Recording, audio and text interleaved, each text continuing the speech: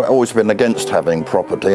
For some reason I decided to buy a house, and I said, well, would you like to occupy the ground floor flat? And they moved in. That was Nick, Roger, a bloke called Bob Klose, and Syd. I wasn't really a rock musician at all. I was just there by accident more than anything. The landlord having a bit of fun for a few sessions. The light techniques they're using now are the result of 5 years' research by an architect, Leonard, at work here on his new light projector. What we did, we set up here one of my machines, which was, I call the experimental rig, because we could clip all kinds of screens, translucent screens, either project through it or project onto opalescent screens, different kinds of image.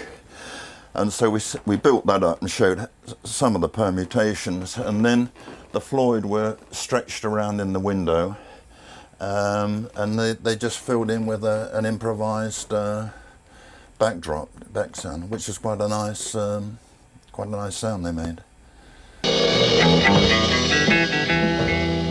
Providing the music, a group which features a range of unusual sound effects, the Pink Floyd. How well known were they by then? Not terribly well known, because I think they had a long struggle and change of managers. You know, managers weren't terribly good, and I don't think they were terribly well organised. It took a long while before they took. I think they got more appreciation in France and abroad than they did in England, but at that time they were just beginning, you know. But fairly soon on, they went into what I call hieroglyphic music, more like Jackson Pollock in sound. You know, it wasn't the more structured sound that they got later on. It was everybody letting blaze all the time, you know, and sometimes something came out of it, and sometimes it didn't. How much did they try and make sounds that seemed to reflect what the light was doing? Oh, well, when they were working here, they were very good, because they just provided a very gentle background, you know, which worked beautifully, you know. But was it Fritz Spiegel? I remember a chap on the BBC interviewing them once. Hans Keller. Hans Keller, yeah. And he says, "Why can't you play quiet sometimes?"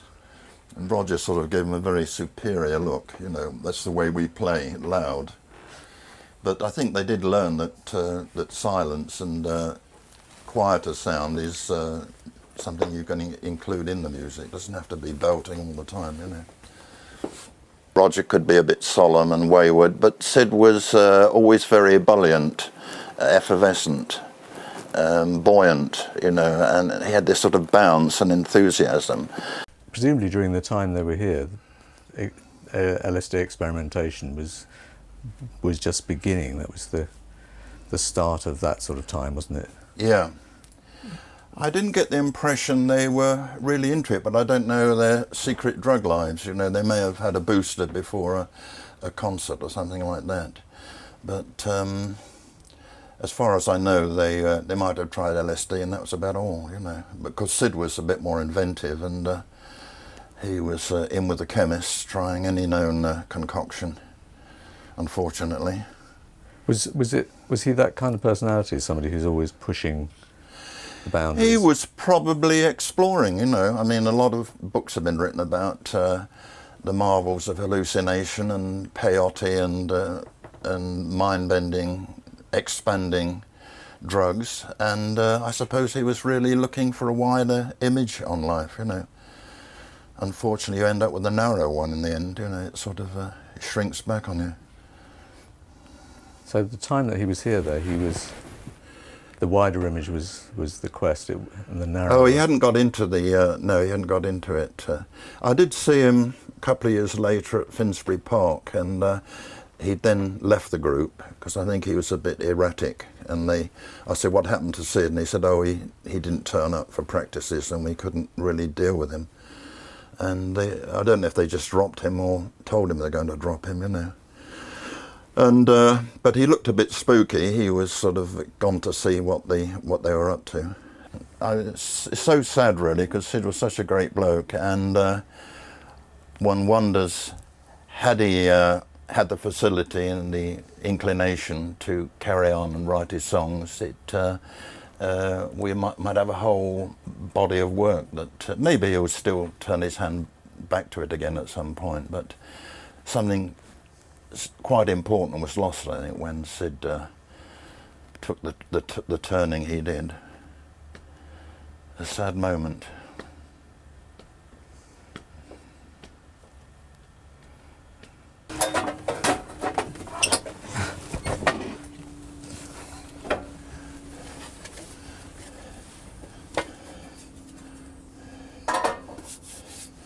This is the Benson, which is one of the first, which Floyd used to use in the early sessions.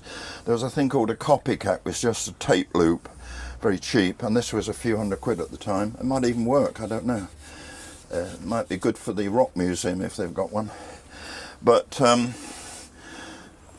sound is put on a head which goes round and round, and you can have all kinds of different echoes, so it's quite a versatile machine, you know. What I used to do was put the echoes on and then reverse them in the tape editing. And so that is a historic monument to the story of the Pink Floyd. Syd used to do a lot of stuff with the Benson. I mean, yeah, Syd was an echo man. Well, that was all you could really do in those days. They weren't synthesized. There was a thing invented by Peter Sinofiev, a kind of Moog thing that made hisses and groans, but there wasn't anything, to my knowledge, that was really a synthesizer type equipment, and that just all you could do was bang echo on, you know. So was this yours, Mike? Did you? Oh yeah, yeah. You lent it to them. Yeah.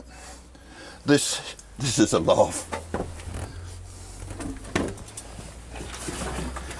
Here we have one very dusty Telefunken rusty mixer.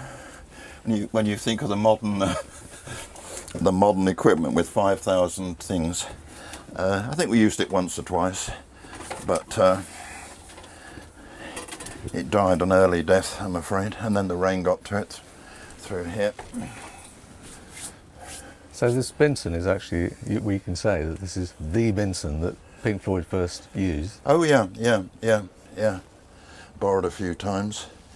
That's the beginning, really. I mean, that was the beginning of experimental electronic sound, the electronics. Be interesting to see if it would work again. Don't see why not.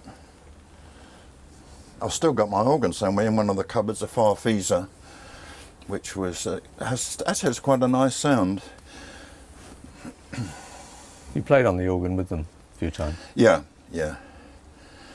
I was mostly 12 bars. I didn't know half the tunes they played, so I just joined on the 12 bar numbers, you know. Because my background was really more into boogie woogie. When I was about 16, I used to pick up lots of boogie by ear.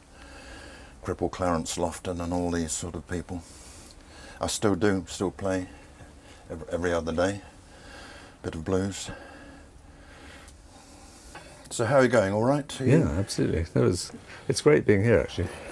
It gives us a sense of, you know, rooting the story in the place. Yeah, with someone who's got a very important role in it, you know. And still alive. And still alive, yeah. Watch when you go, because it has to line up with the chairs. Mind your head.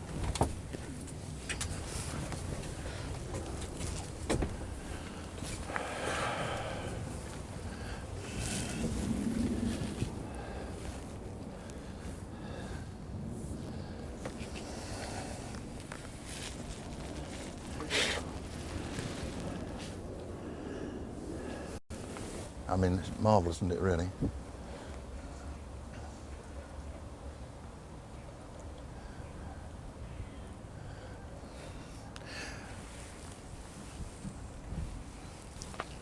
Are we on sound?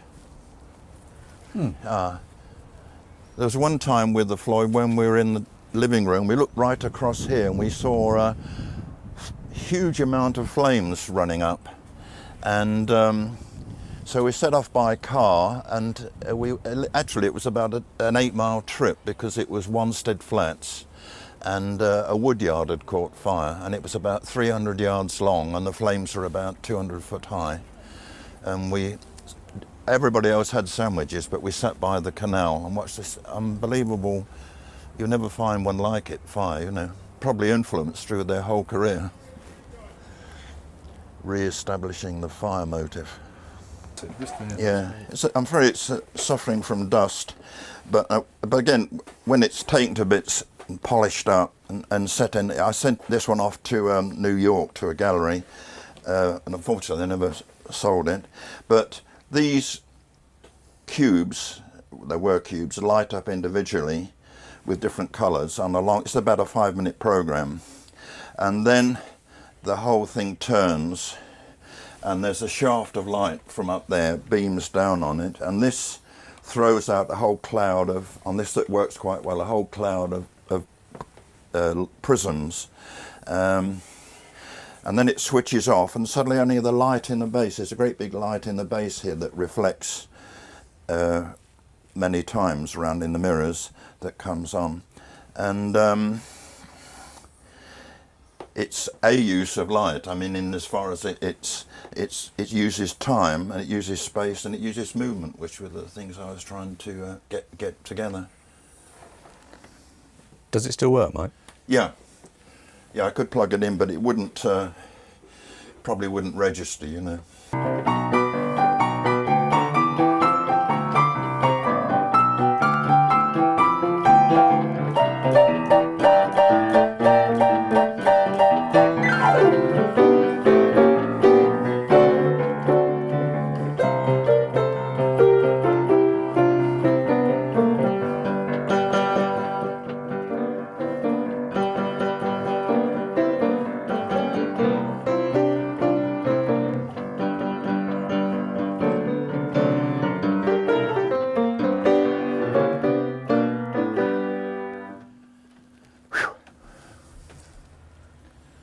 Mike, you were playing the organ with the early days of Pink Floyd, with the Floyd. Yeah.